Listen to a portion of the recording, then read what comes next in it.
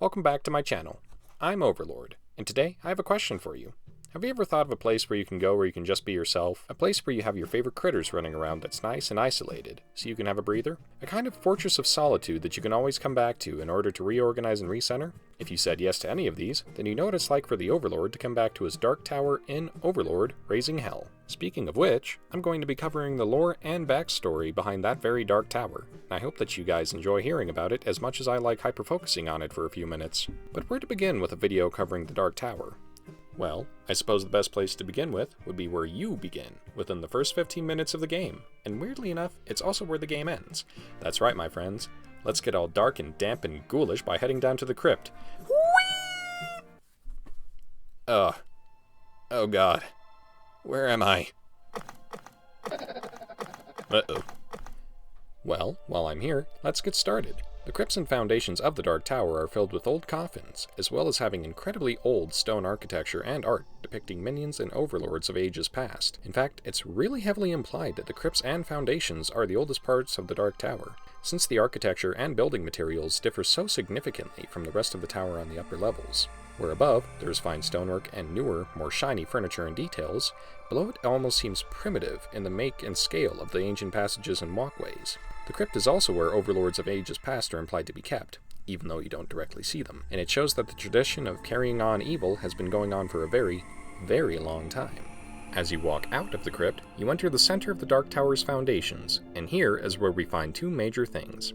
The first is the Tower Heart, which is the magical beating heart of the tower itself, which both allows you to be able to learn and cast spells.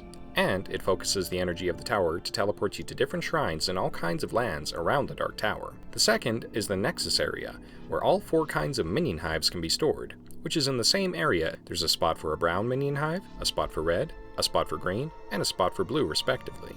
This area, much like the rest of the tower, changes as you progress through the game, and is used to store not only the tower heart and minion hives, but also a couple of knickknacks that you picked up along the way, like a gigantic dwarven beer kettle and an iron maiden that you stole from a succubus queen.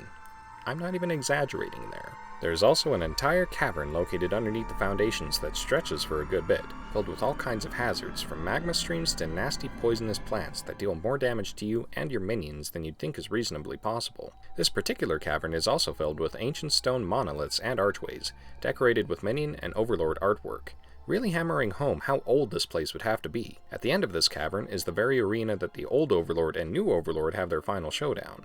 And it's a large, circular arena, surrounded by lava and decorative spikes, much akin to the large black spikes found on and around the outside of the Dark Tower itself. Not only that, but there's a great deal of unexplorable space further past this arena that implies that it's not just a single cavern underneath the tower, but possibly an entire system of caves and openings that you can only really imagine. Backtracking to the Tower Heart Room, there are 2 doors here. One leads out to a small courtyard-esque area where you first learn to control your minions by beating the tower out of that darn jester. The other doorway has stairs that lead up to the middle portion of the tower itself.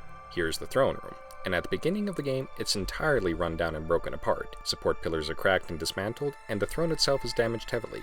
The floor is crumbling, and it genuinely feels like the tower itself is about to fall apart beneath your feet. You get a sense of grandeur from the throne room, as you see that it has a long walkway to a circular pool, which is surrounded by more pillars, and is on an open platform that surveys the surrounding hills and mountains. This is the seat of power for Overlords past, and the pool is the doorway that was used for so long to travel quickly between lands that they conquered, and you can definitely feel the intent here. A dark, brooding perch to overlook the entirety of the domain that has been so rightfully subjugated in ages past. Even though the heroes in the story ruined and looted the tower, it's still intimidating and majestic in its own right, like a ruined skeleton of an ancient beast that used to be the apex of this world. As the game progresses, the minions that you accrue use the resources that you find, such as cranes, gold, and even smelters to provide you with not only repairs for your tower, but also different ways to get new and improved armor and weapons. After you get the Tower Heart back, the pool that your throne faces glows in an ominous light, and it even retained a spell from the last Overlord, which is the Fireball spell. When you find the crane in a slave labor camp in the Mellow Hills area, it is being utilized almost immediately to clear rubble in the tower and put up new pillars. The space gets more open.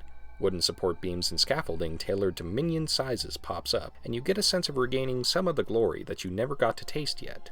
The dungeon is opened up, and you learn that you can fight any of the creatures and enemies that you've already conquered in each area, ranging from halflings to full-on armies of beetles. All you have to do is enter the dungeon, choose which critters you want to fight, and walk through the ominous gate into a large gladiatorial sand arena filled with your chosen victim. And this feels like a regular occurrence, since the jester is the announcer for the, quote, sport, unquote, that is about to be witnessed by an audience of minions that flank every part of the arena in risen windows, which paints a grim and bloody, but completely in-character pastime for both minions and violent overlords alike.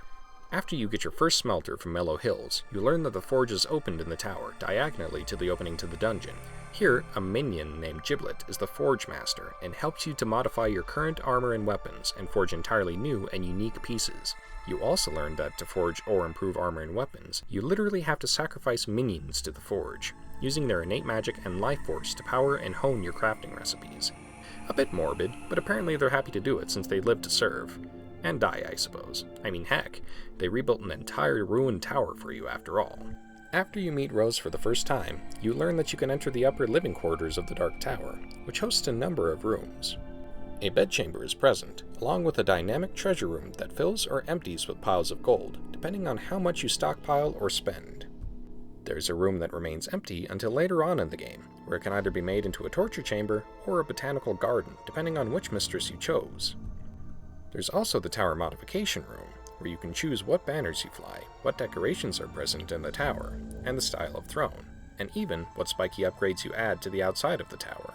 Again, which mistress you chose can have major design differences on the internal decorations of your tower.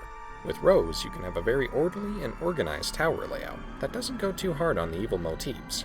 Or with Velvet, you can have a dark, gloomy, and very overtly menacing tower that really screams maniacal despot. Not only this, but the choice of mistress affects the upgrades you can get for your minions as well. Rose offers upgrades for your browns and blues, whereas Velvet upgrades your greens and reds. Once all of these areas are opened and the tower is finally fully restored, it serves as the almost regal courtroom of a very powerful and very evil elite ruler. This covers most areas inside of the tower, and honestly, I saved the outside of the tower for last. Kind of an icing on the cake kind of a deal, but evil. The Dark Tower is exactly as its name implies. A colossal monolith devoted to the ideology of conquering and subjugation, looming like a cruel arm, outstretched to pierce the sky in a display of dominance across the land, set within a mountainous area overlooking the rest of the region.